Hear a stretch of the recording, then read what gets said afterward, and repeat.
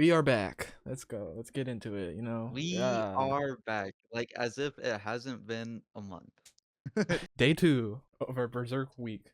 Yeah, this is the weekly Berserk review series. We are back with Golden Age. Just a reminder that I have never read Berserk before. Got the first timer over here. Yeah, in his words, he has taken my Berserk virginity, and we're now in the Golden Age. Okay, that was the worst intro in YouTube history. That's okay. We'll cut it. We'll edit it and stuff, and it'll be fine. With the power of editing, it won't be as awkward and terrible. I'll put Um, I'll put our voices through an AI feed, and the AI will say the intro for us. Don't worry. Don't worry. Yeah, so this is the beginning of Golden Age. I think it's only gonna take us a few episodes to get like all the way through it, but this is just the very beginning with, Guts kind of growing up. Yes, this is part 1. That's plenty of context that they need. Right into chapter 1. Let's get into it. All right, hold on. I need a drink. I need to get prepared for speaking. All right, now that my throat is now moist. But you gotta say like, Chapter 1. The chapter starts and we see this. how about we start just panel 1? Yeah, Yeah. yeah. We just see I mean, this chapter 1. tree, and it has a lot of, there's hanging people. It's Very bad. not good. Yes, no, it is. Wow, and it's also extremely detailed. Like not even the first panel, but the one like the full page or the double page panel. Oh yeah. Like Jesus. Basically, we see these knights, like a lot of them on horses. They come over to the hanging tree, and we see this woman who we learn has recently miscarried a couple days ago, named Shisu, who is holding this baby under the tree corpse art piece. Yeah, yeah. Just Just another one from Europe. the knights assume that this baby is dead, but when the general or like the head of the knights grabs Shisu and the baby falls, we learn that the baby is actually alive, and we also learn that this knightly figure is named Gambino. Man, I don't like this guy. The He's Father of the Award. yeah, he is he's a nice dude. You can tell he really loves his family Family. just by observing him. Yeah, you know what's like crazy about this scene? That's Guts's whole family just right there. And there is a like colored version of this, I think, where it kind of like highlights like a few of the people on the tree. And it's kind of left to assume, oh, that's like his family. Oh boy. So there's like this small girl hanging near them, and that's like assumed that could probably be like Guts's sister or something. Oh, that's And yeah, that's nice. Starting off good, Guts, rooting for you. yeah, wow, okay. That's a rough start for him, isn't it? But yeah, we learned that or like the knights are talking to each other, and we learn that it's actually known to be a bad omen to grab and take a child from a place like this hanging tree, which not foreshadowing, but Shisu does. Yeah, no, it's kind of messed up how this is how he's born, and they decide, yeah, let's name him Guts. Just wow. Okay, a little on the nose. But yeah, we cut to 3 years later with this. Actually, this is a very cool looking panel, like just the 4 individual blocks of Guts's eyes slowly zooming in. Yeah, where it's like he's hearing just all the war going on, like he's heard this basically his entire life. But 3 years later, we see that Shisu ends up getting the plague and ends up dying, which Guts watches his mother die. Like that's already just fucked up. He's already witnessed his mother die 3 years later after like birth. It is nice, or it's interesting at least, that like as we can just kind of imply from these 2 pages, that's his entire life has just been spent like on the battlefield, like around death constantly. But he's still like as a an innocent child still wants to comfort his mother. You know what I mean? Mm-hmm. So he's a victim of circumstance, because you can tell that there's person there. Yeah. But yeah, he watches as his mother dies in front of him. But another 3 years goes by, and we see Guts fighting alongside Gambino in a battle. And this battle is like really well drawn. A lot of the battles in this arc are just gonna be like complete eye candy. Everything, like actually just everything in general, has been beautiful looking. But yeah, so he's fighting alongside Gambino, who we are to presume is probably his new father now. Is he fighting or is he just like kind of supporting? I want to say I don't know, and so I'm gonna say Yeah, I don't know. he's on the Yeah, battlefield. he's on the He's on battlefield the with them. battle. And so Gambino, he asks for a spear and he hesitates, which causes Gambino to start beating him around because he isn't supporting enough. He's not really helping enough and he's freaking out, which I mean, let's be real. You're 6 years old.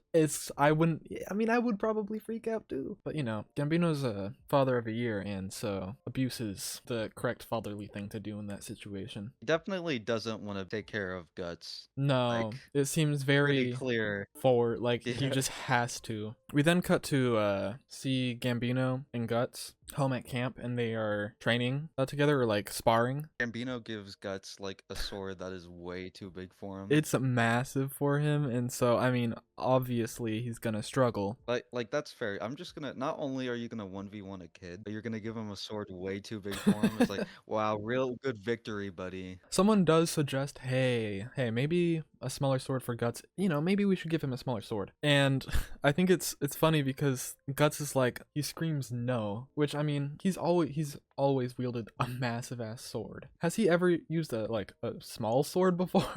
No, well, I mean, this is probably. The smallest, but he's also tiny. So yeah, Guts, like even though like the other soldiers say that he needs a smaller sword, Guts doesn't even want one because it's to get more self-worth through the validation of fighting like the rest of his soldiers. And that kind of like shows how deep-rooted fighting is going to be into Guts's psyche. Just going forward for the rest of his life, which isn't like the most healthy thing, but it definitely explains why Black Swordsman Guts is carrying around like whatever that slab of. It was wow, that's for sure. But yeah, I agree. But they're fighting, they're sparring, and Guts happens to get a pretty decent cut onto Gambino's cheek here. Which just like, okay, like with a giant sword and being like 6 years old, like that has to be embarrassing, Gambino. Come on, dude. And I think he took it as pretty embarrassing because bro just he got so pissed at it, threw him down, and then swung his sword like basically through his nose, like a extremely deep cut. And we learned that it was like to the bone. So I don't know about you, that's gonna leave a scar. Yeah, I don't like this Gambino guy. Yeah, I'm pretty sure that scar's like left on his face throughout the rest of the series. Always as a reminder that this dick was his dad, you know. Yeah, just ugh. But not in Black Swordsman. He got some like scar healing stuff for that chapter. Wait, let me actually. I'm gonna look up Guts. Let me see if it actually is, because I remember it being there, but I could be wrong. Not necessarily Black Swordsman like after this. Oh yeah, I feel like it is. I think I've seen photos of it. Yeah, no, it is. Damn, it's actually way more prominent than I thought. What is this? Wait, what? Oh my god. Okay, I need to send this to you. Okay. This is what? And that's You know, I'm gonna make that my profile picture. Actually, that's like extremely good art too. Like what the hell? It's not even fair. Like I'm so glad. Guts needs Jesus, bro. Honestly. he actually really does. All right. Let's get back on track. All right. Yeah. Okay. All right. Well, we cut to, like, after that whole scene happens, we cut to Guts, and he wakes up in the dark. He says it's so hot, his face is on fire, and he starts hearing people talking like down and bad on him, and saying he was probably the cause of Shisu's death, and that he will eventually down the line bring them some bad luck since he's a bad omen. After hearing that, he goes to reach for his large sword and sleeps with it. And I wanted to talk about this panel. This panel is just like so good. No, it's excellent. No words, but it just kind of describes how Guts can't even feel sleep. Or feel sleep. Guts can't even feel safe sleeping. So his sword kind of less becomes a weapon and more just becomes like a part of him, because this is the only way he can protect himself. There is not a moment in his life where he can just feel comfortable, because he always feels like someone is out to hurt him. And it's just really sad to see the kid go through that. It just kind of makes it sad that if you look back at Black Swordsman, where more. He gets so much enjoyment Mm-hmm. from like fighting and stuff. And it kind of makes it sad that his mental state has gone that low. Yeah. He deserved better, man. He deserved to be with his family. Not on the tree, but like all of them off the tree, you know. All of them on the tree, part of the art piece that was No. made. But I also just wanted to point out, because I definitely got that, like, that is very true, how he feels unsafe, and so he feels the need to sleep with his sword. But also, that seems like a terrible idea. Bro slightly moves in his sleep, and all of a sudden his arm has a deep cut into it. I don't know. It becomes morning, and we cut to Guts practicing his sword swings. He's counting to 100, and that's when Gambino comes by to give Guts some medicine for the cut that he gave him. What a nice guy.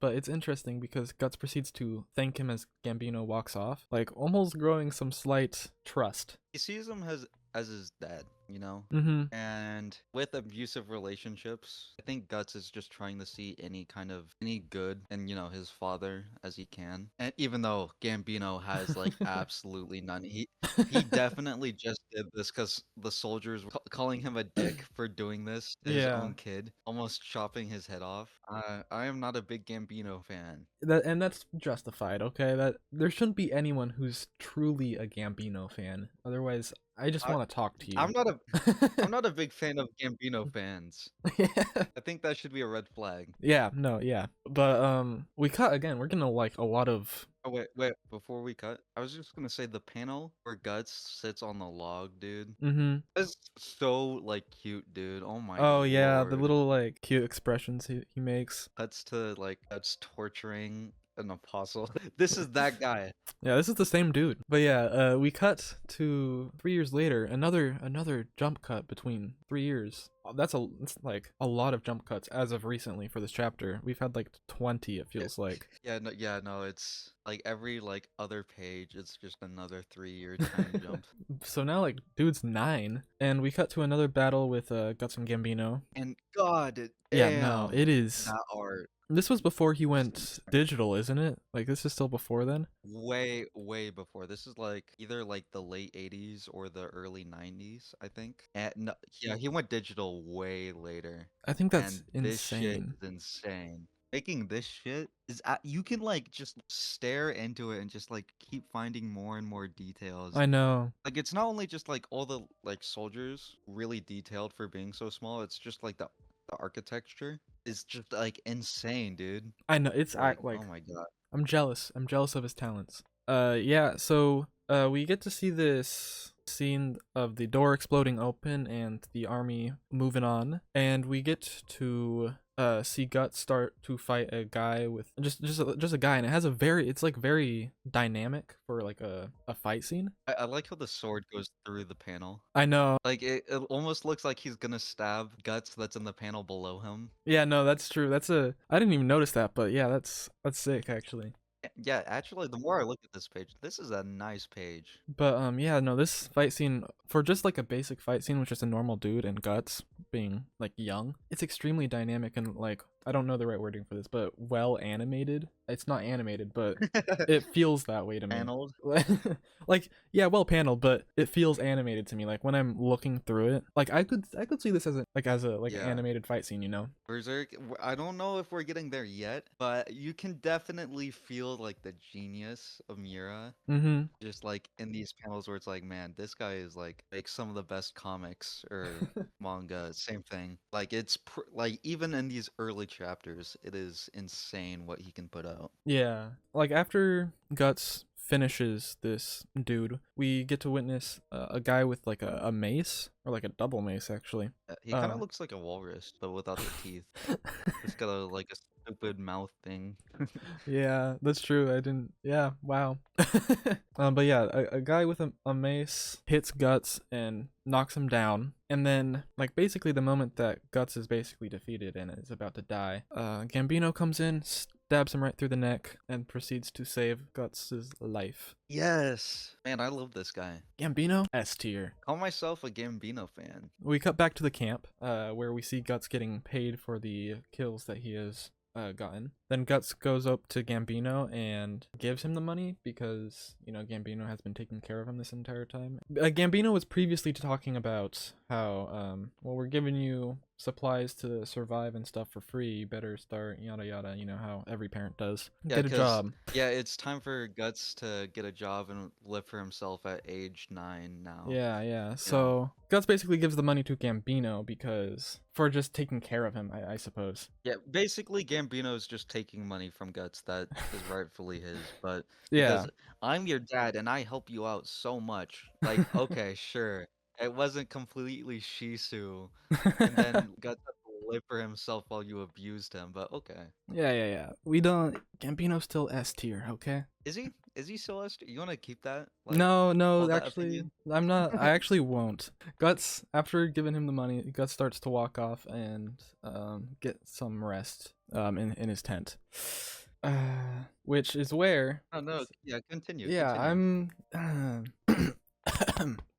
Okay. We then see this pretty bulky, large, bald man named Donovan, and he's staring at Guts, walking back to his tent. Donovan then walks up to Gambino and seems to ask for something. We then cut to Guts shivering because the dark atmosphere, and it's probably, honestly, pretty cold. But there's probably some other reasons. But anyways, What, you know what I've just noticed? As he starts, like, in his mind justifying Gambino over these years, he doesn't sleep with his sword anymore. Because I think he, in his mind, can justify some kind of, like, safety, security with Gambino.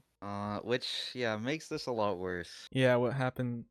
Ooh, okay. Well, he's shivering, it's dark, can't see much, and we see this shadow of what we can only presume is Donovan outside the tent. And we watch as Donovan walks in, and then We'll just say grabs Guts, yeah, and... yeah, he grabs Guts, and that's where the chapter ends. Yeah, Ooh, I yeah, feel it's yucky. definitely, yeah. I feel yucky. Yeah, Berserk, feeling yucky is kind of a theme. It's really sad, just like on so many different levels. Just the fact that like Guts wants to like impress Gambino, like all his value as a person comes into impressing Gambino, Yeah. which is just such a toxic relationship.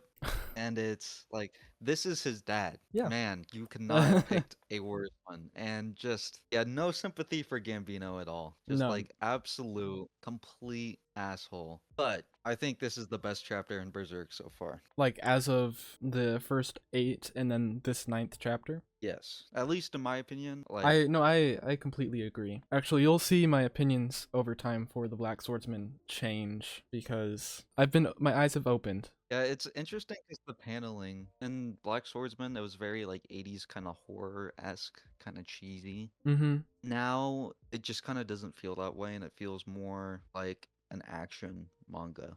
You know what I mean? It Except does. one that can do two-page spreads, do them like amazingly. Yeah, very impressive. Now we enter chapter 2. And boy, is this one also just as rough. Chapter 2 starts back where we left off with Starts back where we left off. it starts back where we left off. Yippee. On the grabbing scene. And Guts attempts to fight him off when Donovan says that Gambino sold him out.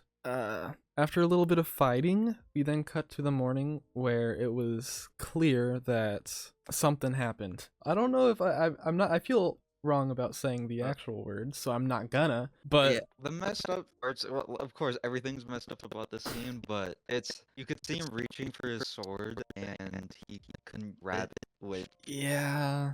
And you can also see Guts left in his tent, Mm-hmm. just completely bruised. Yeah. It's sad, man. Guts needs Jesus. That's what he needs, man. He needs a hug. He needs. For real. uh, We cut to the morning, we see that, and Guts goes and walks out of his tent to Gambino, and it seems it appears that Gambino doesn't seem to know what happened. I think it's he just doesn't remember because that's how much Guts means to him. And it's kind of tragic where it's definitely Guts is in denial. Yeah. Straight up. There's no reason for Donovan to say that otherwise. He's been in denial of, his father this entire time, but he still wants to believe the best in him, and Yeah. it's just bad. It's very sad for sure. But Guts decides not to tell him what happened that night and decides to go express his frustration somewhere else, like breaking a barrel. Fair. Very fair, actually, super justified. Yeah, honestly, that barrel should have been someone else, but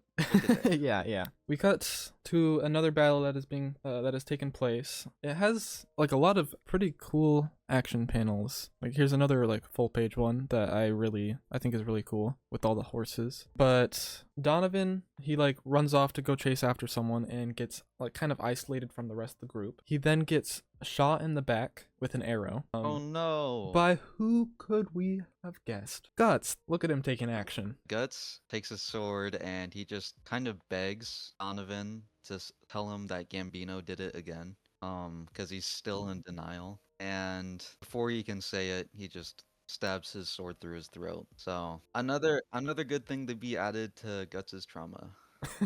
This will be the end of it, right? No more trauma for Guts. This is where the sunshine and rainbows come out. Guts is starting to get that mean face. Yeah, You yeah. see it in that one page. But we cut to Gambino trying to push forward in this battle, but seemingly he gets knocked down and injured, which worries Guts.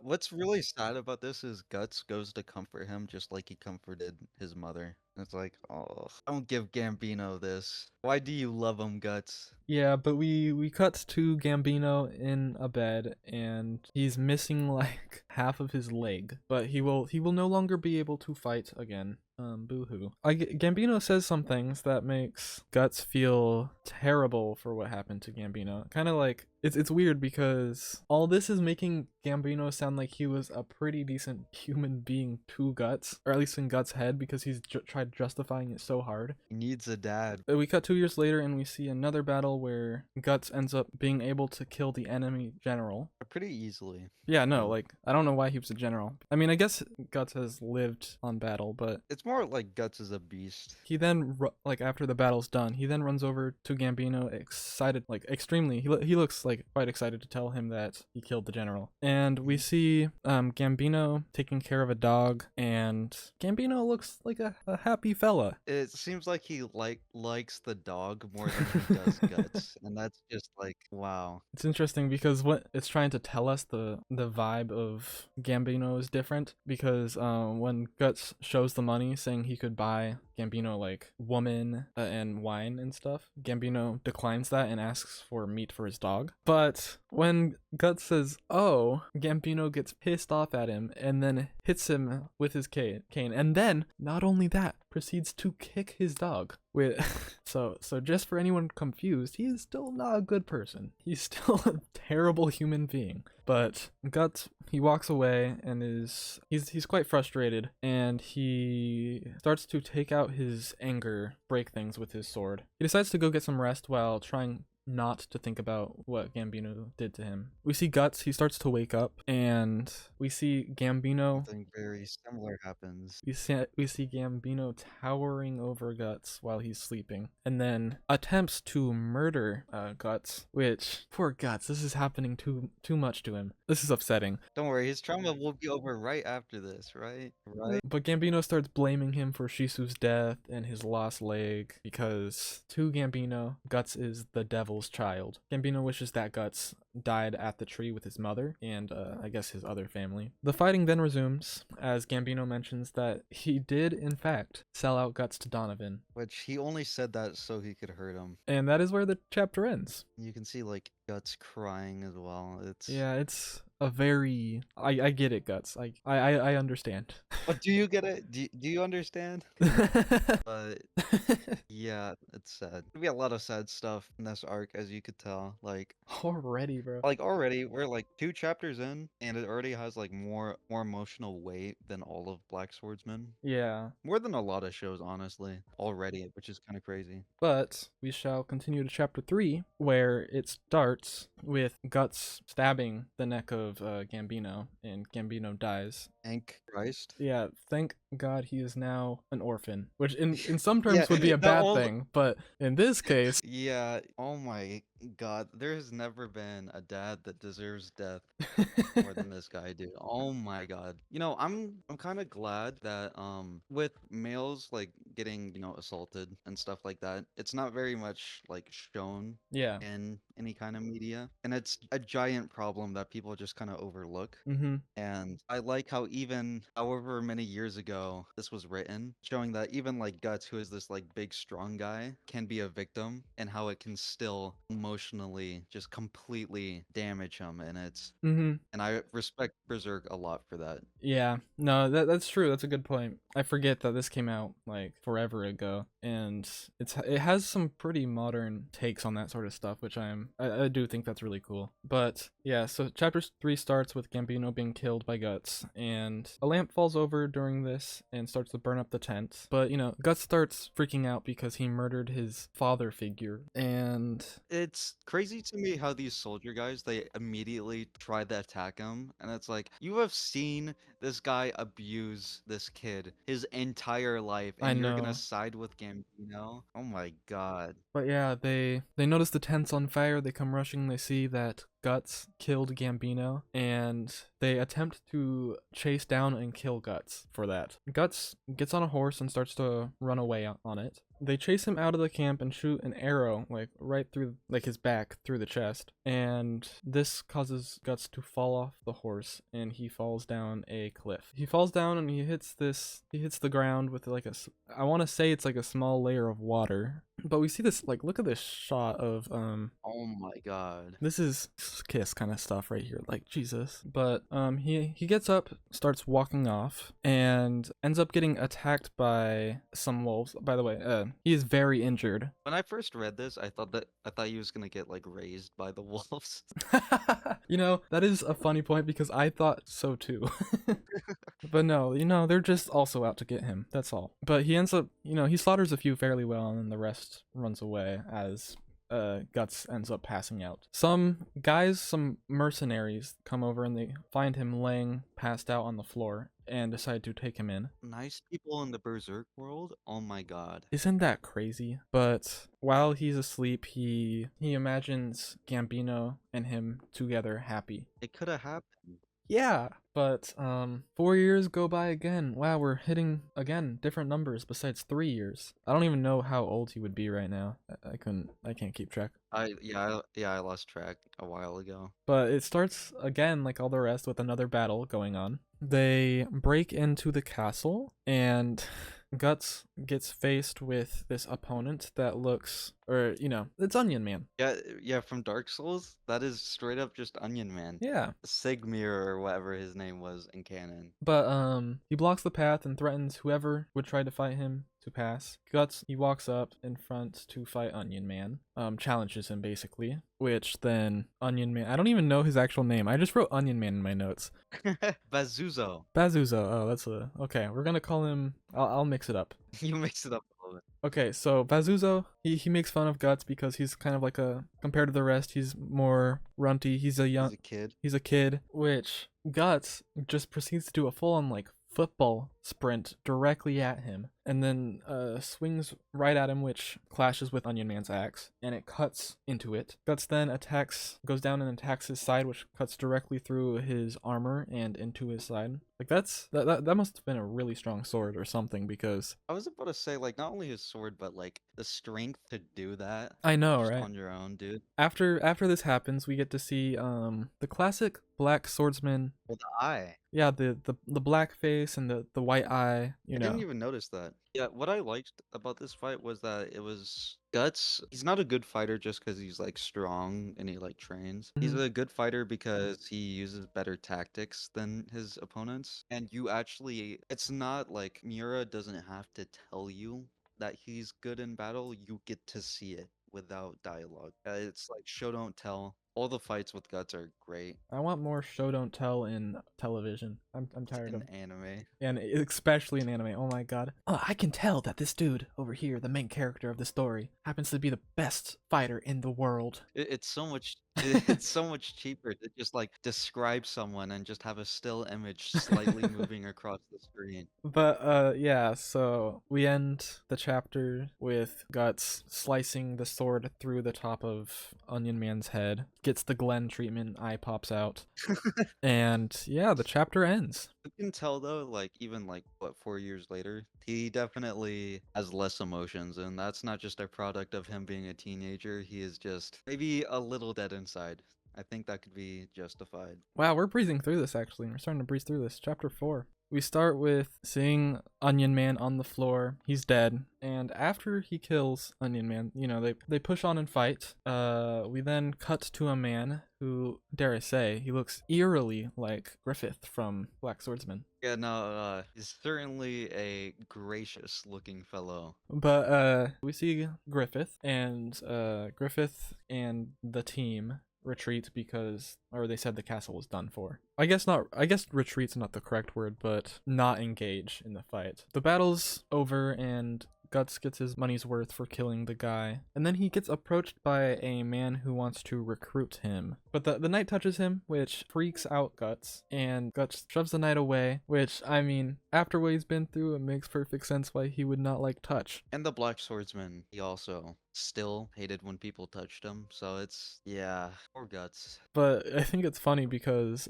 after shoving away the knight, we see in the background of this knight about to cry. Oh yeah, this guy. He's about to sob. But yeah, Guts walks off. We see that Griffith's team finds Guts walking down a path, and they want to attempt to rob him because he killed Onion Man, which Griffith says, "Do as you will." He allows it. We then see this girl whose name is Casca, who suggests to not do that, because they will most likely die. Yeah, and yeah. I will have to agree with her on that part. They will most likely die. She's the only one that has critical thinking skill. But, you know, they do not listen and they start to charge at him. When they start charging, they enter a fight and deeply injures two of the enemies before being stopped by Casca. I don't even know, were they just deep injuries or did they actually, I feel like he actually killed them. I think it says later that he killed them. Alright, so yeah, he basically slaughters these guys really easily. But he gets stopped by Casca, who shoots him in the arm, and they start to battle. You know, they start to battle, it's intense. And Casca didn't win, but damn, she is badass. Like she fought harder than Onion Man did. Yeah, no, like we see like this little action scene, although it's in one like frame, like the sword swinging around constantly, making it seem like, oh, she's just kind of being able to clash swords every time. But contesting with Guts is crazy. That's true. Like... that is very true. But unfortunately, she ends up losing, and Guts is about to win, but Griffith comes in and stops him. Griffith then tells Guts to lower his sword, but you know, Guts doesn't, which makes them start to combat. Griffith then God damn it. I need like water after this chapter. Griffith then swings at Guts easily, cuts him like right in the armpit region. Incorrect. Actually, Guts swings at Alright, okay. Guts swings at Griffith first, but Griffith like parries it. It's the motion of the scene, like I don't know what you call that background that like implies motion, but it's done very well, and I think BERSERK just like uses it like more and more, and always used tastefully. More good action from BERSERK. But yeah, Guts gets stabbed right in like the armpit region, which would hurt a lot if you think about it, since that like area is constantly moving when you slightly lift your arm. But then we see like kind of the relationship of Griffith's crew, because the second that happens, everyone just starts to praise Griffith. It's like they worship him. Yeah, like exactly, like it's like a cult. That's our Griffith, woo! Which, I mean, to be fair, one-shotting Guts, even, I mean, they're all kids, so just one-shotting Guts is pretty, that is impressive. Praise. Yeah, but Guts will not stop with this. He wants to go up again, so he gets back up and he starts to charge at Griffith. But as he's doing that, he ends up passing out. That's the only thing that can stop him. No amount of pain, just passing out.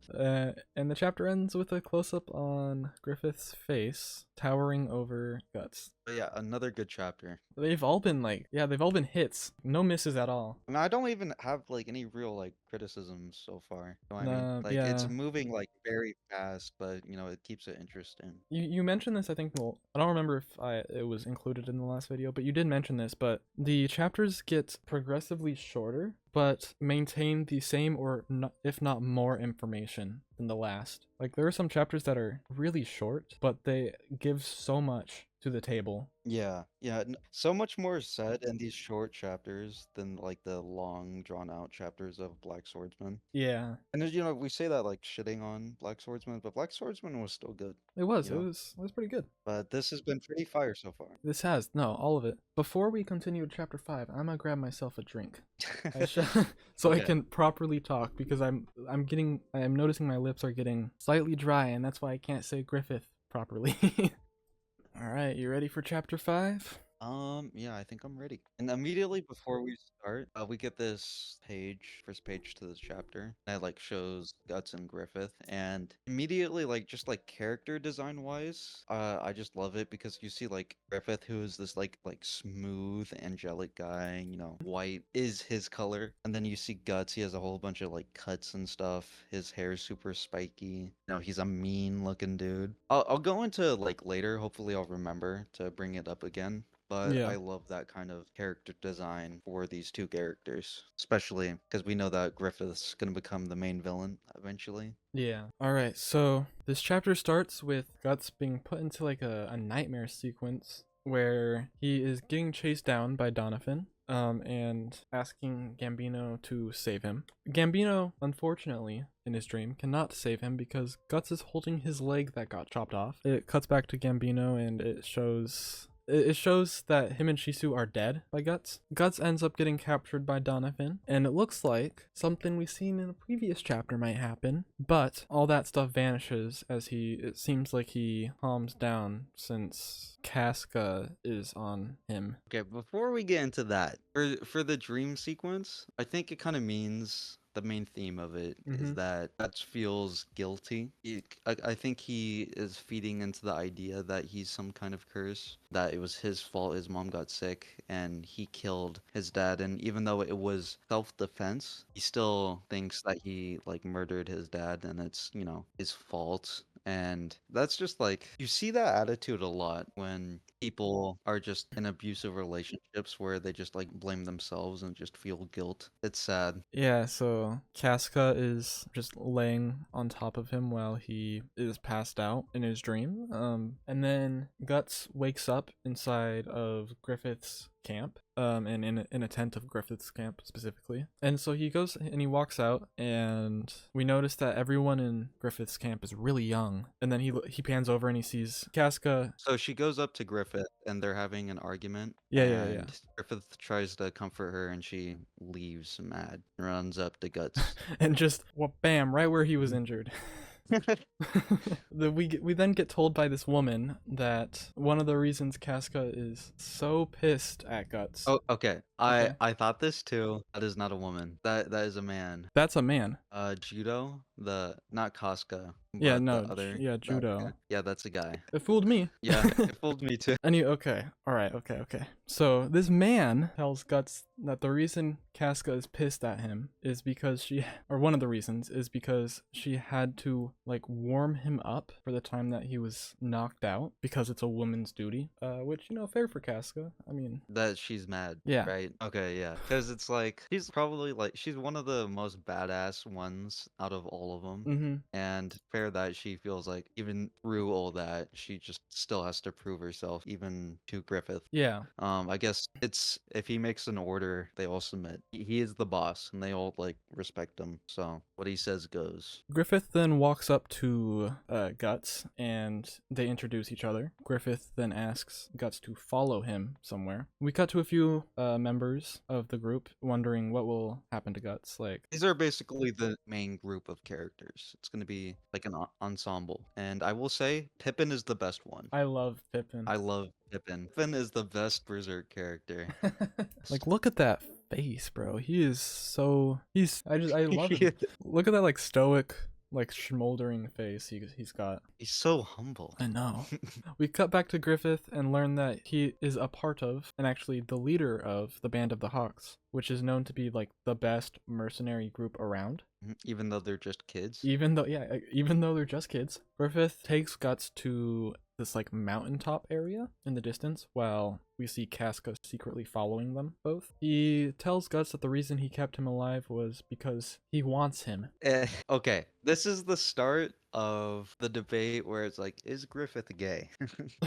We're gonna get more and more evidence as time goes on, and I think at least towards the end of Golden Age, we should discuss if he is or not. We also get the best panel. Oh my god, with Guts saying, "Are you homo? Are you a homo?" Griffith then basically reads Guts' entire fighting style like a book, and then asks Guts to join, which Guts says no. I mean, yeah, when you go to someone, you say, "I want you." Yeah. And yeah, maybe not. And especially with that grin that he showed before, like, I've taken a liking to you. Like, ugh. But yeah, he reads his entire fighting style like a book. Guts declines his offer to join the Band of the Hawks, and they decide that they will fight, and whoever wins will determine if Guts joins or not. And Guts accepts because he likes fighting. Yes, it's true. But Casca attempts to stop them. He says no, and they battle quite valiantly and end up getting a crowd of people from the group. There are some pretty cool action scenes. There's pretty cool action scenes. I say this every time, but there's pretty cool action scenes in all of these. I like how it can kind of show their like fighting styles where Guts tries to overwhelm them. Yeah. Like his opponent.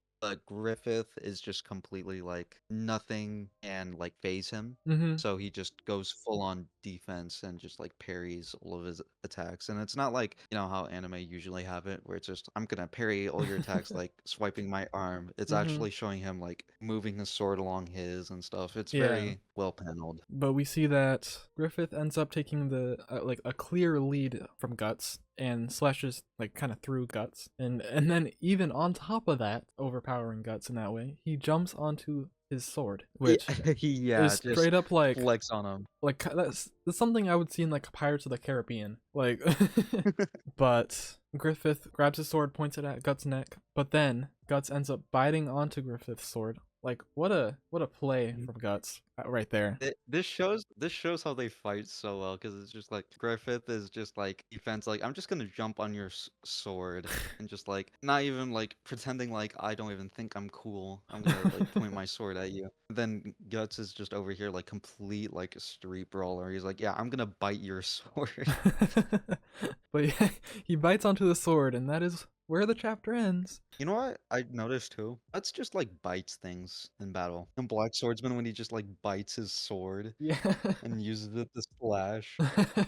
Yeah, that was a good chapter. I like that one too. And we get to introduce to Griffith a little bit. Chapter 6 continues where we left off with the fight that ended, and we see Guts grab the sword, fling the sword, like basically he bites onto the sword and just like flips him over that way because it like kind of takes him off guard. Like pushes him with his teeth. Griffith starts falling down like this hill, and Guts falls on top of him, where like you said, it's very Street Brawler. He just goes over and he starts punching and kicking Griffith down because he's on top of him. He has the power play here. But Griffith, I think, just probably knows more on these kind of battles and ends up like locking Guts' arm and dislocating it, which causes Guts to lose. Yeah, it's like because Guts was clearly just like flailing his arms around, just trying to like get any damage. Where it's like, yeah, Griffith definitely knows like martial arts. That was a move that required some knowledge. Yeah, I like how like Griffith's dialogue is used because he's like he gives him his options straight up, and he's like, choose. But yes, the other men of the group like come over and try to beat Guts down, even though Griffith doesn't allow this. Griffith ends up saying this like hella chilling line, like right in front of Guts' face, like they're about to kiss basically, and he says, "Now you belong to me." Out of ways to start a relationship with someone, that's gotta be one of the worst ways. Like immediately, you are my property. I own you now. I think Griffith needs to understand that, Guts is a person. Okay.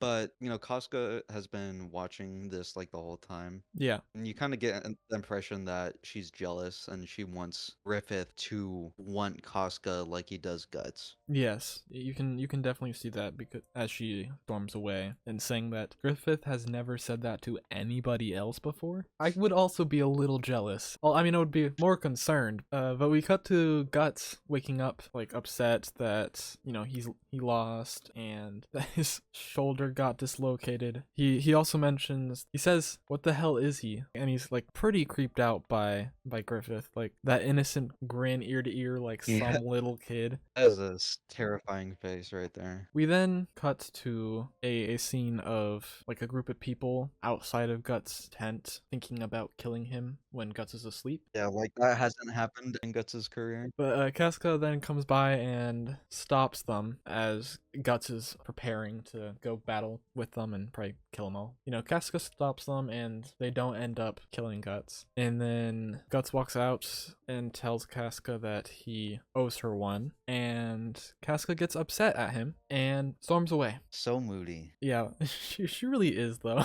It is sad that when Guts goes back to his tent, even now, he still has to sleep With the hugging his sword. sword. Yeah. And then immediately after, we get this shot, this 2-page spread, and oh my god, this might be the most impressive one yet. Like, Actually though, he just proves himself over and over. it's just so insane. You can you can just stare at it and find more and more details. It's like in the bottom left, you can see like a house Mm-hmm. on the river, and it's a farm, and Yeah. it's insane. It perfectly paints the picture of how like the battle is gonna be set out. Yeah, like it builds the perfect map and layout. And you get to see the castle that they're staying at right now, and in the top left you get to see the enemy tents and camp. It's so well constructed, I swear. It's so rare visually that you can get like a map of like how a battle is gonna take place. Without even needing a proper map. It's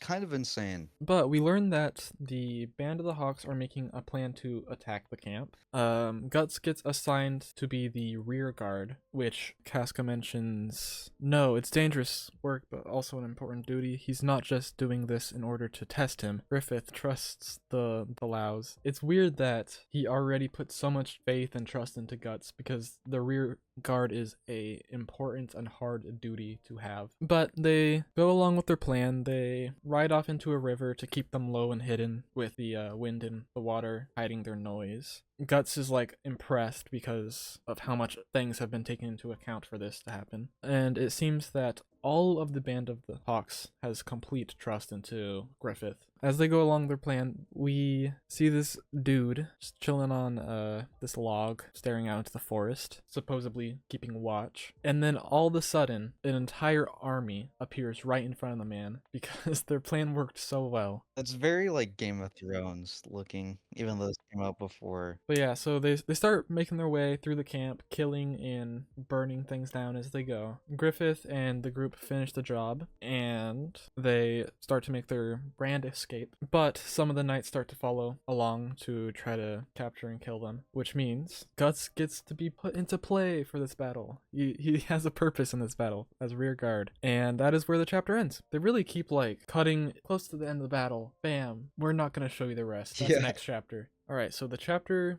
starts with Guts just taking on a ton of knights that we witnessed in the previous chapter, and for how many knights there are, he's doing a pretty decent. He's doing a good job, and even tells the others to rush away, and he will hold them off so they can escape. But it's interesting how like Griffith immediately like puts Guts in a leadership position Mm-hmm. where he has to look out for everyone else too. And so while they're battling, we cut to everyone else ending up back at the castle, cheering for, they won, success. Everyone's cheering on Griffith and stuff, but Griffith like walks back and seems concerned about Guts. And so we cut right back to Guts fighting the knights and is starting to struggle a little bit. He's gotten a few injuries, and well, he gets hit a few times and he falls off of his horse, which basically he's about to lose this fight. But as that happens, Griffith and a few others come rushing in like the heroes they are. They rush in, Griffith grabs Guts, throws him on his horse, and starts running back to the castle with a ton of knights following them. Once they start to reach the castle, they move directly out of the way, and these are some pretty cool scene or like panels. There are cannons laid out to shoot at the knights and force them to retreat, and like this impact like frame is so cool. Yeah, how it's like dark. Yeah, how it's just pure black and white. I mean, all of it's black and white, but like, but yeah, we get to see Casca and a few others not looking terribly happy that Guts came back safely. And then it cuts to nighttime, and everyone is like huddled around and they're partying. See people drinking like alcohol and stuff, and people are astounded that Griffith managed to create an entire operation by himself. It was actually like so cool that we actually get to see Griffith's like tactics in that. You know, it's just so rare you actually get to see like battle tactics Mm-hmm. in anything. So it's just like it made the action scene a lot more fun to read through. But yeah, people are very astounded that Griffith managed to create the entire operation by himself. And then we see a bunch of the group start talking about Guts and how strong and promising of a team member he can be, which then cuts to Guts, who is just sitting atop the top of the castle walls and looking out into the distance. A few of the group members then go up and interrupt him looking out in the distance and ask him to come down and enjoy the celebration of winning and also having him as just a part of the team, which he declines to go join them. And that's when Pippin grabs him, picks him up, and carries him down to the party to celebrate. That's such a cute detail to me that like Pippin physically just like grabs him. like like Guts tries like to flail out, but he just can't. Like Pippin won't let him not enjoy the party. So cute. Guts then gets put down, and we see Pippin force Guts to have a drink to celebrate. We also get to see a few members of the Band of the Hawks who are upset that Guts is a new member of the group. So this guy, his name is Corcus. He is just gonna kind of be a dick. That's just kind of his character. But then we also cut to see Griffith there smiling, and also Casca up in the distance looking down on Guts. And you know, the chapter ends. Another good chapter. No misses in the Golden Age. No misses. All right, so chapter 8. Yeah, we are really breezing through this. The chapter starts the next day after the party, and we see Judo come walking up to Guts, who is sitting, you know, back on top of the castle walls like he was the night before. They start having a few discussions, like they talk about if Guts will fit in, and they talk about Griffith. They mention Griffith and how he's like an interesting and kind of hard to depict character, and how no one really knows who he is as a person, like a bad guy or a good guy. He changes like his personality on the dime. Someone comes up and Guts gets called off to go see Griffith. Before we leave this segment, I will say like Judo is a homie. Like For real, for real. immediately trying to get Guts to feel like he's welcomed to fit in. I do like Judo quite a bit, but Guts comes down to all right. Guts comes down to see Griffith washing himself and is completely naked. And Griffith even goes through the effort of asking Guts to join him, which then Griffith then splashes Guts with a bucket of water, and they start like fighting, like play fighting. It's like the first time Guts has like loosened up in his like entire life, besides when he was like a little kid, which is just kind of nice to see. Once they finish their fighting, Guts gets the last water bucket dump on Griffith, and then starts looking at the necklace that is on Griffith. We then find out that that necklace is a bailet. Yeah, doesn't it look a little familiar? Yeah, just a little. They also call it the egg of the king, which yeah, that's interesting. Griffith then goes to show Guts the bailet, and the bailet opens its eyes a bit at Guts, which is, you know, creepy. Terrifying. It's funny seeing Guts actually be scared of something, like is completely let his guard down. Yeah, but yeah, we then get to hear about Griffith's dream to get his own kingdom, and now that Guts is a part of the Band of the Hawks, he's forced to fight for his cause. I will say the paneling here is very interesting because it's like they show his goal is very like angelic, like there's these like golden birds that fly down, you see the light shining through through the castle at Griffith, and it's very much all like contributes to Griffith to feel larger than life, and you kind of like understand why everyone kind of like this is just like the kind of person that all these kids want to be around because they feel like he is important, that he will be important to the world. Yeah. We cut to Guts a little bit later, and he is by himself questioning how Griffith will possibly get his dream. Not even questioning, but like even kind of making fun of him in a way. And which Yeah. causes Guts to then reflect on how he has been living his life this whole time and how he doesn't know what his dream is and where he could be going with it. I kind of love that because it's like it's finally his time to just like reflect on his own life and actually start thinking about being his own person and less him surviving, and more him just trying to live a good life. And it's nice to finally see that. It's a good feeling after all the pain we've seen him go through. But then after this, Rickert comes by and opens the door looking for Guts, which then pushes Guts right into the water. We learn that Guts will be having 10 members placed under his command, so he's literally getting a leadership role, which then Rickert starts to help Guts out of the water, but then falls into the water with him when Pippin opens the door, which that is just pure comedic relief right there. The thing that makes it so funny is just the panel of Pippin just like completely like serious I opening the know. door. Both of them are like head first into the water. And then we get to see Casca looking down on them again. Yep, that's kind of what she's been doing. Yeah, she's been watching. We then cut to Griffith and the band of the Hawks looking down on an ongoing battle where they decide to charge in on. And that is where the chapter ends.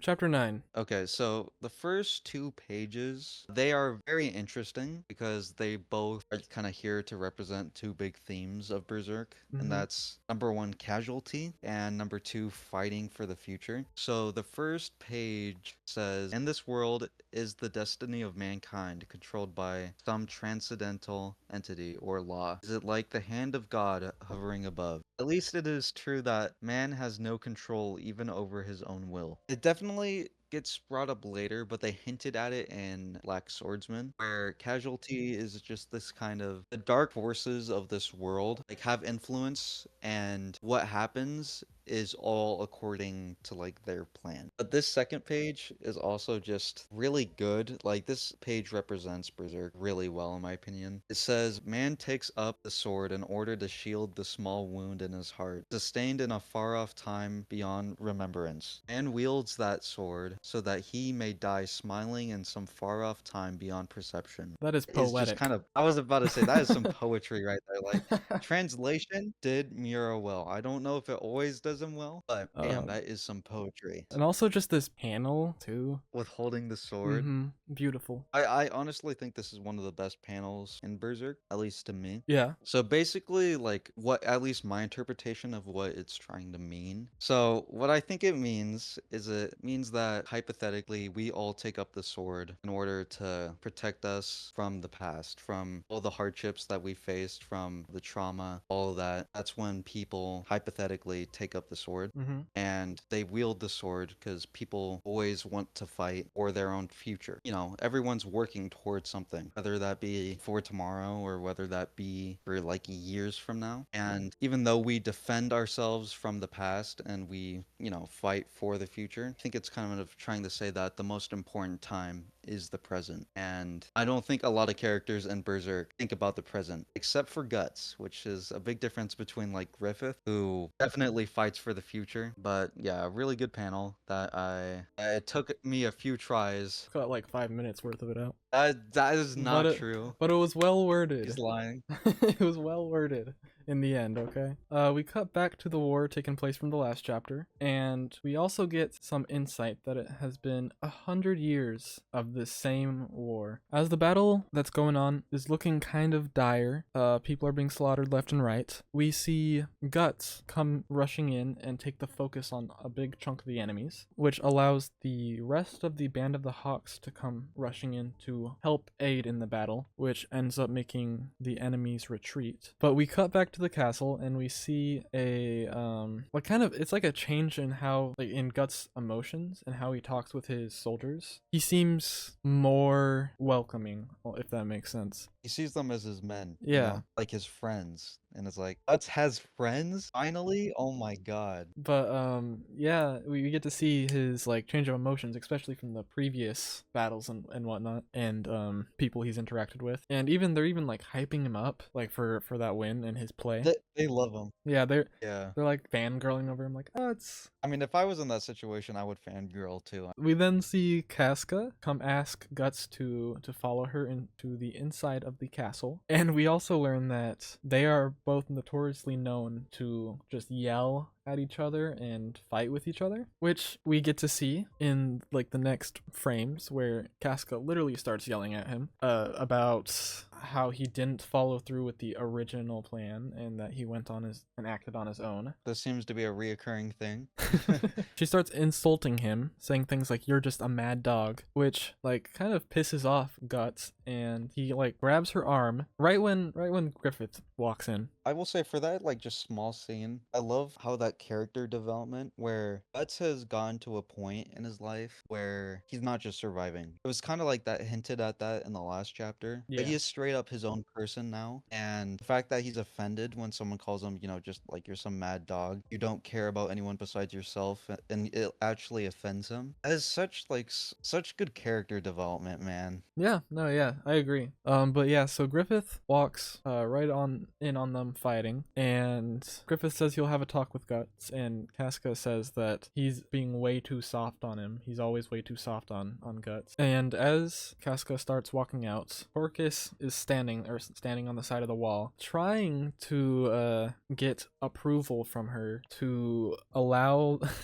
him to kill Guts. Still holding that grudge. Which obviously she says no. She trips him down the stairs. We cut back to Guts, who is clearly upset at being told that he hasn't changed and doesn't care about his comrades. Guts even apologizes to Griffith about that, and Griffith says that even Guts's randomness is accounted for in his plans, which is crazy because Griffith is just kind of a genius. We cut to everyone inside of a church where Griffith is about to be considered a knight. A lot of people are seem unhappy about this, and we also get to see Corcus start talking about the power that they can have now, which gets interrupted by Casca, who says to watch his tongue, but then immediately when saying that shouts at him, which puts a ton of attention on them. We then see Casca wonder where Guts could have gone, which cuts directly to Guts swinging his sword. So I was reading the deluxe edition, right? And I Yeah. specifically like noted this. On these 2 pages, it shows on one side Guts still training, and then on the other page, it shows Griffith, you know, accepting the knight, you know, kissing the sword. It kind of shows how Guts is more focused on improving himself, while Griffith is like focused on gaining power. But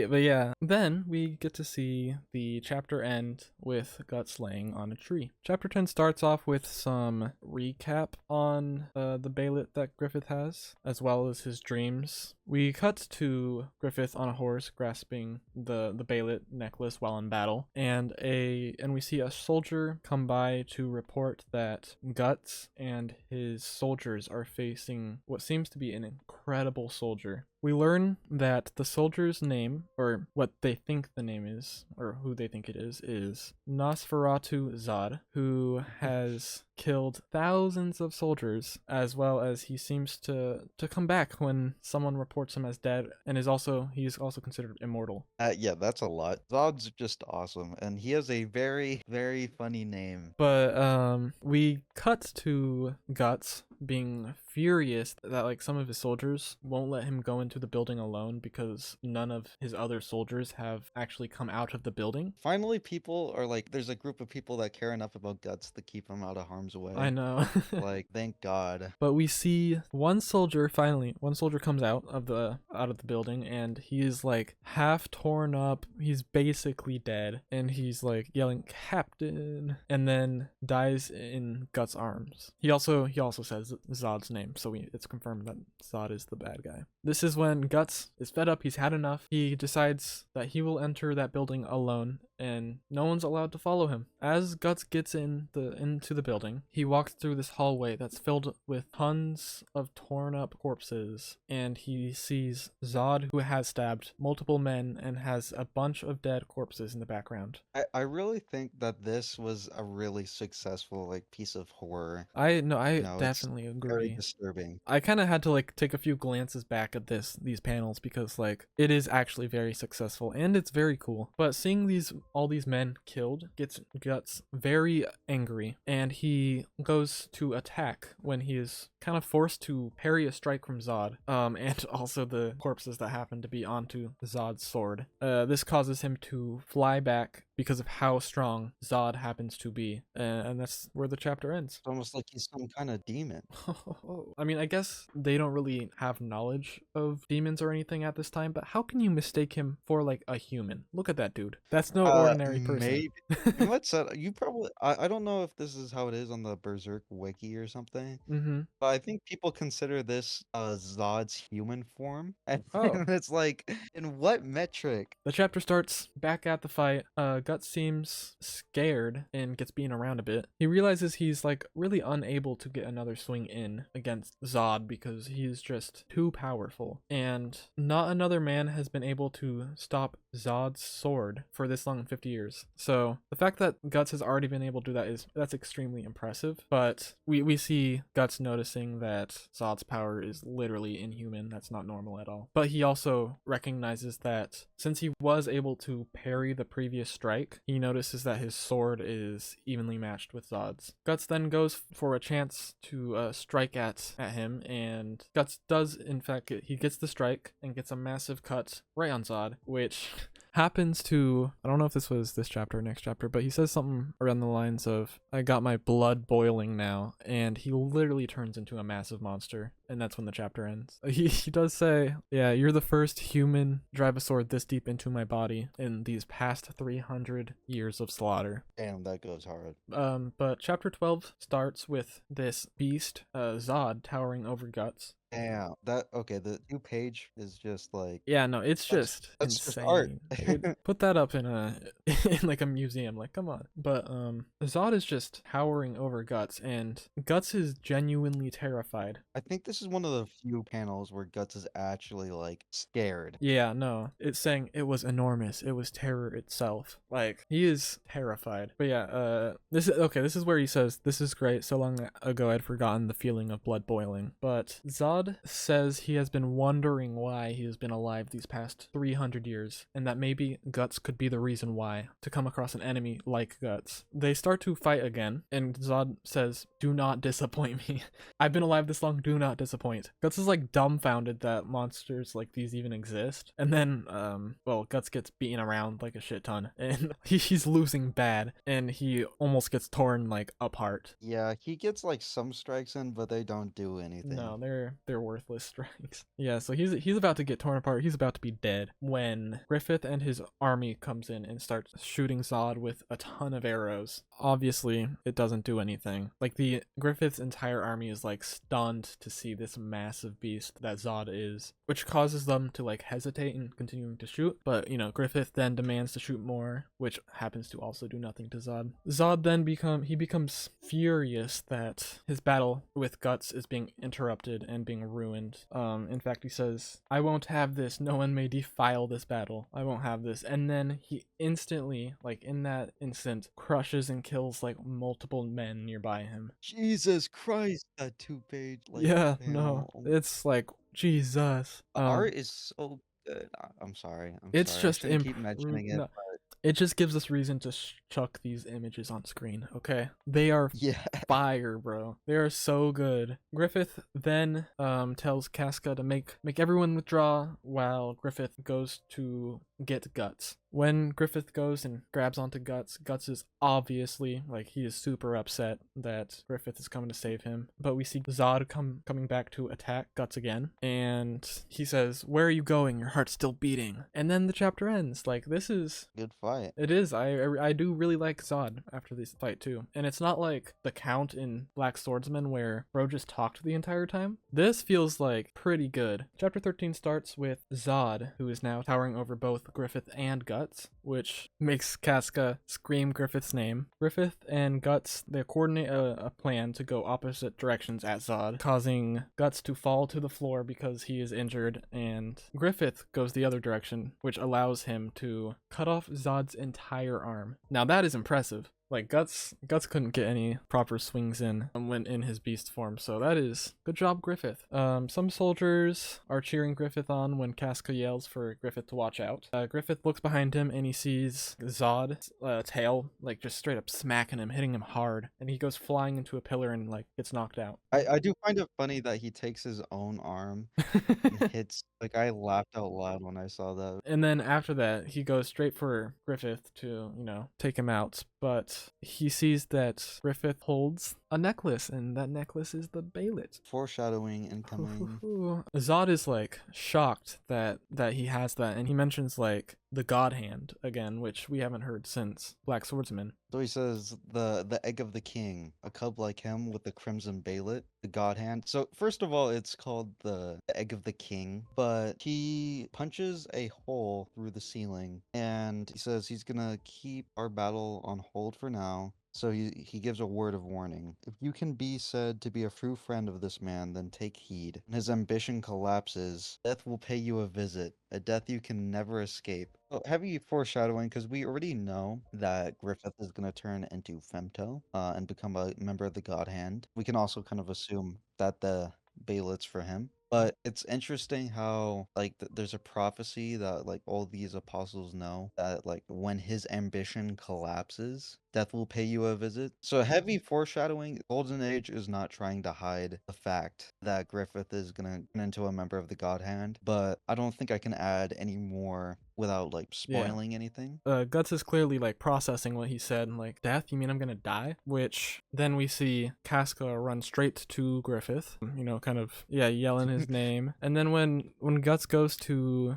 ask how Griffith is, Casca turns around and says, "Don't you touch Griffith," and then just straight up slaps him, just like straight up a bitch slap, and then blames him for getting Griffith injured. The chapter ends. All right, chapter 14. This chapter starts at a castle with people talking about the recent fight and how they don't really believe that a monster was actually there. In fact, they're kind of making fun of the fact that they even said that. Guts starts walking by. He has crutches, and one of the men starts making fun of him, like, kind of like, "Ooh, oh, did the beast hurt you?" Which then Guts responds by pushing them out of the way and then using the crutch to crush the dude's foot, which is Yeah, a very... why would you make fun of Guts? I know, that is like such a Guts move. Like, oh, you make fun of me, I will hurt you. Guts then continues to walk, and he ends up seeing a bunch of his comrades, as well as Casca, still clearly upset at him. We learn that all of his comrades are waiting in line to pay Griffith a visit due to the bishops just yapping to Griffith for a long time. Like, Guts gives, like, zero shits and just starts walking up the staircase when Casca yells at him, which he replies... just like, so what? What about social status? And just continues walking. The guards that are in front of the door attempt to stop him, but he easily throws and knocks them down. Yeah, no surprise there. Yeah, not at all. Casca then gets mad at Guts for doing that, and then just yet again another punch. Her and abusing Guts is just constant. But Wait, and by the way, I love how Orcus's jaw dropped so hard it broke the panel. wait, did that happen? Wait, I'm trying to look. Oh yeah, you're right. But yeah, Casca punches him and then questions why Griffith even bothers with Guts. Guts then just starts to walk away, and we learn that Griffith recently has been pretty distant and has drifted away from the group recently. We cut to Guts practicing his swings on just like a staircase, and he starts thinking about what Casca has said to him and how it's been all of his fault. This causes Guts to start swinging harder and harder because it really just upsets him. He's frustrated by this when Griffith starts climbing the stairs and tells Guts to chill out. Griffith then compliments Guts, saying that he's really tough, that he's able to swing a sword still after that battle that he went through, and the fact that he was more injured than Griffith. He then starts talking about the bishops coming by and how he can't really help it because it is necessary to be able to gain power and status. Which then Griffith starts talking about Zod and how there could be gods, which Guts then replies with devils. Guts then mentions how Zod flew away the second he saw the Bailet, or which he gets reminded of what Zod said. And there's a lot of flashbacks. yeah, there is a lot of flashbacks here, which then it just cuts back to just like Griffith laughing and smiling and around and like making jokes about how it just protects him from evil spirits as well. Guts then mentions how he owes Griffith yet again, and that he's even confused why Griffith saved him in the first place, which Griffith responds and asks if he even needs a reason anytime he puts himself in harm's way for Guts,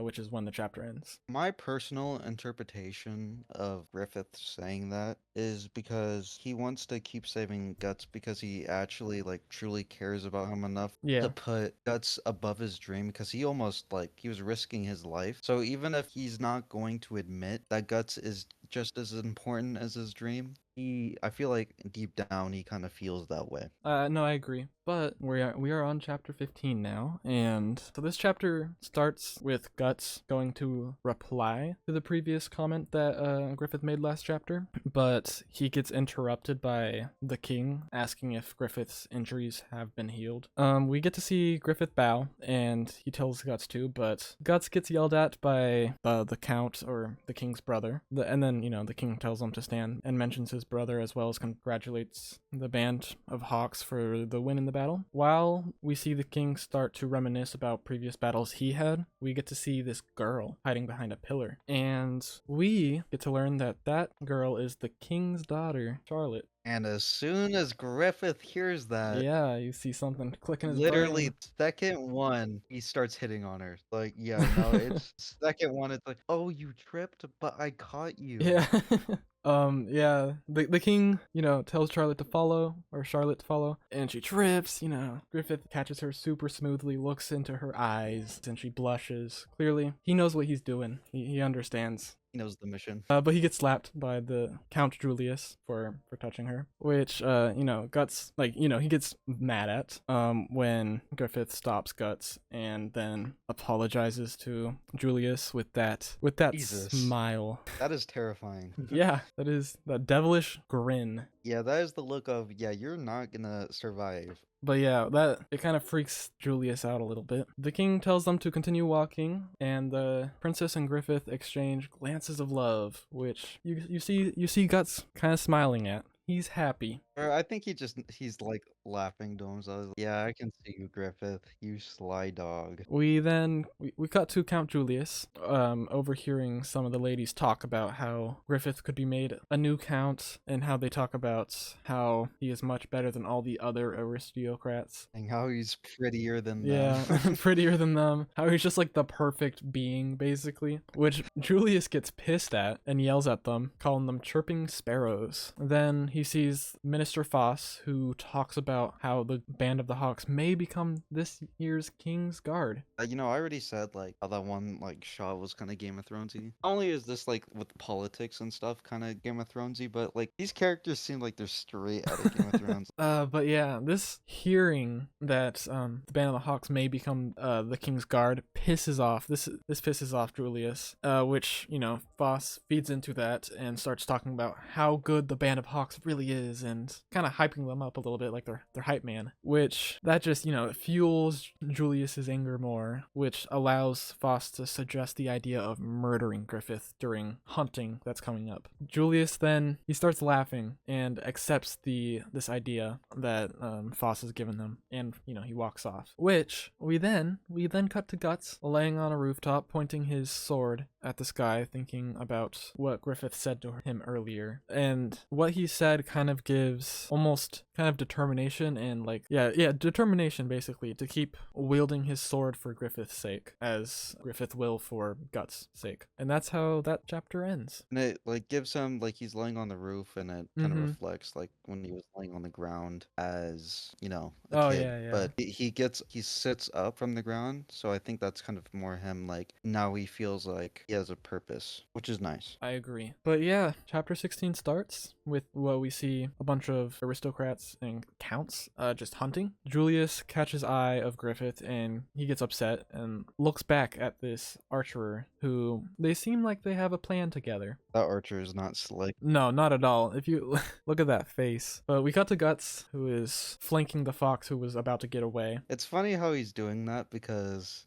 dogs are supposed to like bark at like sheep to go a certain way. So Guts is basically just like barking at the foxes. But he gets kind of upset that he has to even be a part of this hunting game, and he wishes he could actually, use his sword. Which then Corcus starts yelling at Guts about how all he knows is fighting with a sword and he's worth nothing more, basically. How he's like not grateful. Yeah, and that upsets Guts, which I think Casca kind of notices. We get to see Charlotte again, and Charlotte seems pretty grossed out by the hunting when Griffith comes walking by. But the reason why she's even here is because her father invited her, so she felt the need to come. But she finds hunting just as cruel as war. Griffith then kind of just out of nowhere, he grabs a leaf and makes a leaf whistle, which initially confuses Charlotte, but she tries it as well and kind of has fun with it.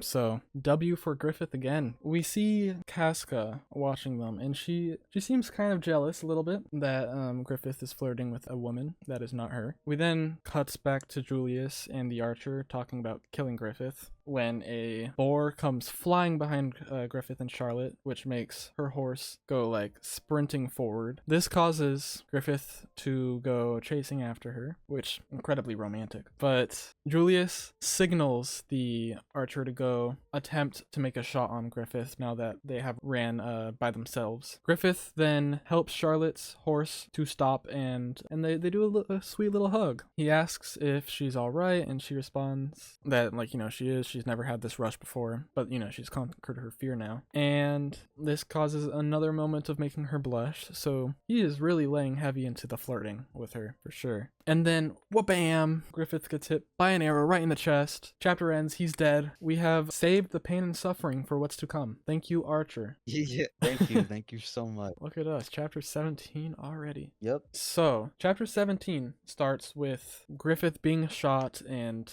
Guts yelling his name. We cut to the princess screaming extremely loud, it looks blood-curdling, but she's screaming as the band of the Hawks all come rushing to Griffith's aid. We see Casca rushing in to help Griffith while Guts goes and shakes the princess around for questioning. What the hell's going on? Where'd that arrow come from? He's like Batman. Guts then starts to search for the person who could have shot Griffith, and we get to see the archer hiding behind some of the trees. We learn that the arrow that was shot at Griffith was extremely poisonous to the point that even a scratch of it could kill him. But we cut back to Casca, who is kind of crying. She's very upset about what's happened to Griffith, and Griffith is just saying, "Don't get worked up," and he is just perfectly fine, which completely shocks the archer. Everyone is very surprised, and they say "Damn, it's a miracle." But Guts remembers what Zod says about the Baelit, and Corcus mentions Devil's Luck, which is ironic because it's kind of true. Casca continues to try making sure if Griffith is okay and is really worried for him because, even a little bit of poison could cause damage no matter where. When Charlotte comes up to them and apologizes and takes blame for it, which Griffith dismisses by saying, "We're supposed to actually be protecting you." He's just constantly making himself so appealing for this princess. It's not even purposeful at this point, and it's happening. Guts then, he decides to go look for the person who shot Griffith when Griffith notices Julius in the distance, very visibly upset, and he can easily tell that he was the one who attempted to kill him. Yeah, Griffith is pretty scary. Yeah, he is terrible. Look at those eyes that he gives Julius. He knows. But we cut a little bit later to Julius yelling at the archer and is extremely upset that Griffith is now officially going to be known for protecting the princess with his body, which just helping him. Yeah, it's really just helping him. And then Julius starts to think about Griffith's terrifying stares that he does to him, and starts to wonder that maybe Griffith knows that Al was the one. We then cut to Guts climbing climbing some stairs that lead to Griffith and a library. And Griffith welcomes him in as he's reading books, writing stuff down, and he starts mentioning how being great requires a lot more than fighting, and that he's read like most of the books in there. And there's this like I think it's kind of cute, especially Griffith's facial expression when just showing this Yeah. porn book to Guts. Yeah, he's just like, hey Guts, here's some porn. And he's like, isn't this cool? Isn't this cool? You want to borrow it? And Guts proceeds to start reading it I in the know. corner, like Yeah, Guts is just like reading it, looking at it when he asks if Griffith needs anything from him. Like, why is he being called up here? And Griffith, God, his like faces constantly are terrifying. But Griffith says that he needs Guts to kill a man for him, and then the chapter ends. that's just so like weird, or not weird, it's just like killing a guy on a battlefield makes sense. That's war. Mm-hmm. You know what I mean? But Griffith is asking Guts to murder someone. It's no battlefield. He's gonna just straight up murder someone, and that is a line to be crossed. Chapter 18 starts, and it starts at Julius Manor with Guts looking upon it. We then get a flashback of Griffith saying that he wants Guts to kill Julius because he attempted to kill Griffith. He goes over every detail on why he knows that it was Julius, such as Griffith having someone eavesdropped on a conversation of the archer and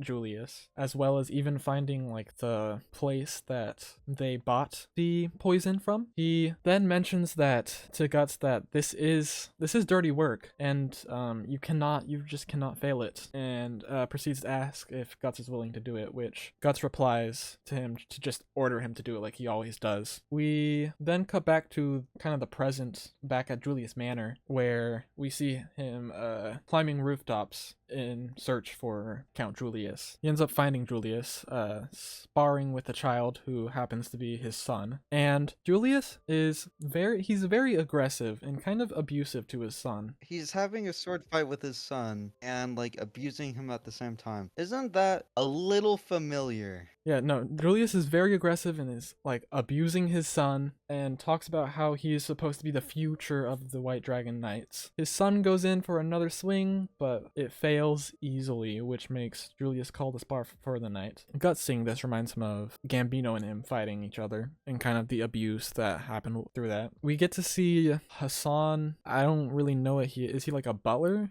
Probably. Hassan the butler, he helps the son and mentions that Julius has been rough since his wife died. He doesn't mean it, but he's just been really rough to his son. We then cut to Julius inside talking to Hassan about how he is being too rough on the son. And as Hassan walks off, Julius then remembers Griffith, and he just gets extremely pissed off and he starts breaking things when he notices that his window is open and the wind is coming inside. He sees Guts slowly appear from the shadows, and he notices that it's an intruder, and he starts running for a weapon. But Guts rushes in and slashes right through his chest, killing him. But while Julius dies, we see his son walk back in the room and notice Guts, which Guts immediately, not even thinking. Well, we don't know. We don't know it's his son yet because he's shadowed. It could be anyone. It could be the butler. You're right. It could be anyone, but he immediately goes for the kill. He needs to, but doesn't realize it is the son, and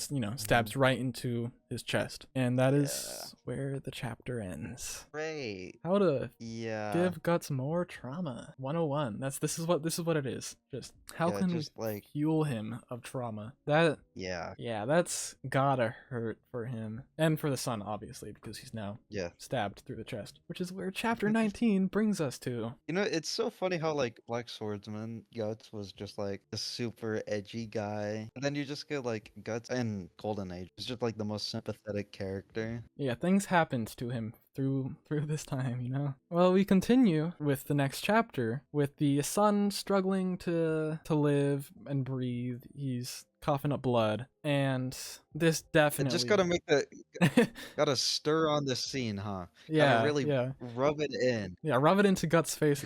And Guts is like, he is now hella traumatized by what he's done, but he doesn't have much time to or to think about it because some knights start running up. They hear the noise the kid makes, which Guts then has to go slaughter them since they've seen him. We then cut to a bunch of knights rushing up the stairs as they found a robber who has entered the manor. Hassan follows them and then sees the son and Julius dead and mentions that the son never got to make his dad smile. That doesn't hurt. Ugh. We then cut back to Guts, who is just slashing through knights to make his escape. My dog is barking again. I wish my dog didn't do this. There's a ghost. I think she thinks so. Hold on, I'll be right back. I'm gonna tell her to shut up. Okay. I've been saved. My sister got me some Starbucks. I can speak again with Nice. a moist mouth. Why do you have to say this like that? Anyways, where were we? Okay, we were watching Guts hack and slash through a bunch of knights to get out of there, to escape. And he gets shot on the way out, and he decides to jump off the manor walls. On his way down, he hits a few trees, he gets a little scratched up, but it breaks his fall.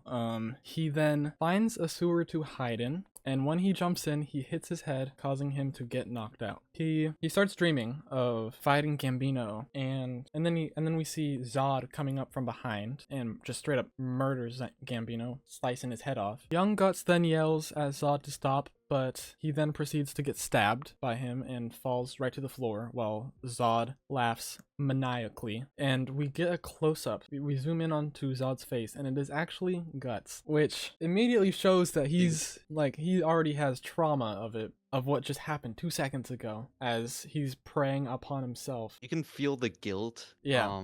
And it makes it like it gives new context for like swordsman. Mm-hmm. For like, when he kind of like borderline becomes a monster on like how far gone he is and how sad it is. Like it definitely Golden Age adds so much to Guts' character. And I love it. Insane. Yeah. But Guts then wakes up and throws up as, he freaking probably inhaled a bunch of sewer water. And he touches the back of his head, and the entire back of his head is bleeding. And he just has to get up and start to find his way out of the sewer. We then cut to a tavern-like place where Corcus is, just talking, thinking about how Griffith is probably eating pretty good at Charlotte's dinner party, which is taking place at the same time. He then enters the tavern the second Rickert wonders where he is. Casca then notices that Guts is kind of looking pretty bad, but that doesn't stop her from running up at him and yelling at him. Gotta scold him even if he smells like shit. Guts then proceeds to ask where Griffith is, and then walks off when Casca tells him that he is at Charlotte's dinner party. As he walks off, Casca notices that he has an arrow wound on his arm. We then cut to Guts starting to climb the stairs up to the princess's party when he sees Griffith with the princess. And that is when the chapter ends. Yeah, it's just sad. And then we are on our final chapter. Oh my Until god. next episode. I'm kind of sad, but at the same time I am excited because I'm finally ready to continue reading. I will say this is a pretty good chapter. A really good chapter that ended on. So let's start, shall we? All right. Chapter 20 starts off with a shot of, people inside a ballroom dancing. We see Griffith and Charlotte outside by a fountain. Griffith then offers her a seat, puts his coat down on the fountain. What a gentleman. Side. Yeah, what a gentleman. And they sit down. Guts starts to continue walking towards Griffith, but Casca ends up stopping him because she doesn't want Guts to end up embarrassing Griffith, especially in front of the princess. Casca then is actually kind of sweet to Guts for once. She takes Guts' knife and then uses it to cut a part of her shirt for a wrap on Guts' injury. We then cut back to Griffith and Charlotte talking. Griffith mentions what she said earlier at the hunting area about why men enjoy a little more than shedding blood. Griffith starts talking about how each man has this precious thing, which is a dream of theirs. We cut back to Guts and Casca. They're like kind of listening on and eavesdropping onto the conversation. Griffith says somewhere around the lines of ultimately to be born and to live without a reason is no lifestyle that Griffith can do. Griffith then, notices the princess's face, and then she mentions that this is the first time she has talked to a man this way. So Griffith is clearly different from most men. Different from all the other boys. He's just different, though. She mentions how when she first saw him, she couldn't believe that he was just a normal commoner and that he was like a son of an aristocrat. We then get a cut to Casca, who seems pretty upset, and Charlotte then Maybe a little jealous. yeah, just maybe a tad. As Charlotte then mentions that all of his friends must have come so far with Griffith because of his charm that Griffith shows off. Griffith then says that they are excellent troopers, but friends are people who don't depend on another person's dream. They would oppose you to protect their dream. A friend is someone who is considered an equal. Ooh, right through the heart. Yeah, and we see this next frame of this next panel of just Guts and Griffith. Guts is like kind of in a shadow while Griffith is radiating. Yeah, in my opinion, it's one of the best like panels in all of Berserk, because it's like it just kind of shows how distant Guts feels from Griffith, where he like kind of thought of him as his best friend, but Griffith is just the shining light that Guts is like barely has any light from him down in the stairs. It's just he feels so far from being whole like Griffith is. So it's definitely gonna do a lot to his psyche, and it's gonna change how he acts from now on. No, for sure. Casca glances at Guts' face and kind of notices that he feels defeated and almost kind of deserted a little bit after what Griffith said. And we cut back to the princess, and she mentions that Griffith just has so much confidence, which he replies saying that is how he's achieved everything so far, as well as being able to talk to the princess of a whole kingdom. We see Casca kind of start to turn around and walk away as the princess starts to ask what Griffith's dream is. Then before he's able to say anything, it gets interrupted because a woman comes running by. And saved by the bell. Yeah, for real. She rushes to Charlotte and says that Julius has been murdered as well as the son. And this is where you can see Griffith's straight up true intentions. We see like this sinister grin on Griffith's face as the news is being told to the princess. Guts then, he starts to walk away. And Casca, I think Casca notices that Guts was the reason for the deaths, and that's how the chapter ends. I think that Griffith's take on what makes a friend comes from a place of him trying to become his own persona instead of trying to develop himself as a person. Mm-hmm. He considers himself above everyone, which means he has no equals, which then means he has no friends. This gets even more developed later. And just a quote from Griffith, that is how I have achieved everything so far. Yeah. So it's like he is just like this persona is like so important to him that he just doesn't, he tries to push the thought of people like out of his mind. And yeah, just like a really amazing chapter. Like holy crap. The level of storytelling here like I love this does not chapter. compare to the Black Swordsman. No, not at all. And this is like genuinely why my original rating of the Black Swordsman has gone down, because this one's just so much better. Gosh, like I think Black Swordsman right now is I'd probably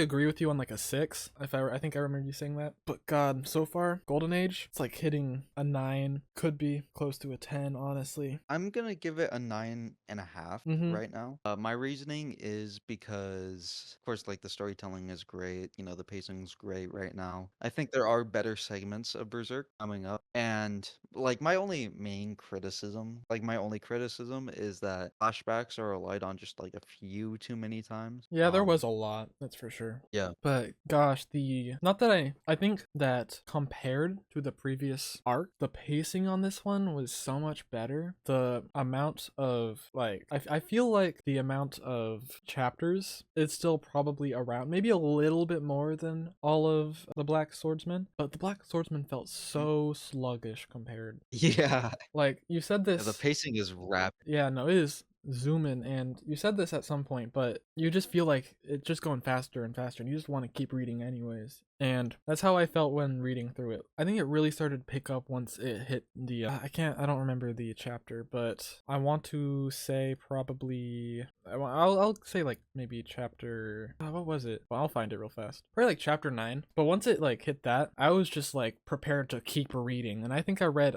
a lot of them in one day. When the rest I was like kind of spacing like, 3 chapters maybe. But yeah, it picked up hella fast and I started enjoying it more Now and you more. need more. And once it hit that, Yeah. I was so furious when you said we would finish on the Precious Thing chapter because that's where basically a cliffhanger is. Like what the fuck? It was just getting good, man. No, it was like I was like, okay, all right, clap, clap, clap. Oh, it's done. I gotta wait. I gotta do some damn notes for a while, record it, start editing, and then I can continue. It's like Yeah, I will say we will probably start breezing through these a lot faster just because I think we're going to be more passionate to start doing these and just reading more and more because it gets addicting, man. yeah. Berserk is addicting. Like, so good. It's crazy the level of storytelling, like art, and how it's increased so much. Mm-hmm.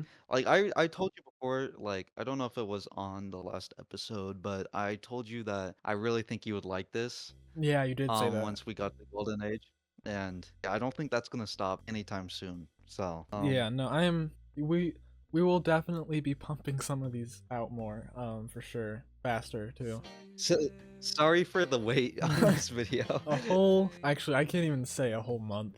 That's how much it is right now, but You with editing. editing. I'll try to be fast with it. I have more time to do that stuff, but jeez. Yeah. Well, thank you guys for watching. We It's will been see you great. on the next episode. We love this. We love Yeah. this. Okay. Bye. Goodbye.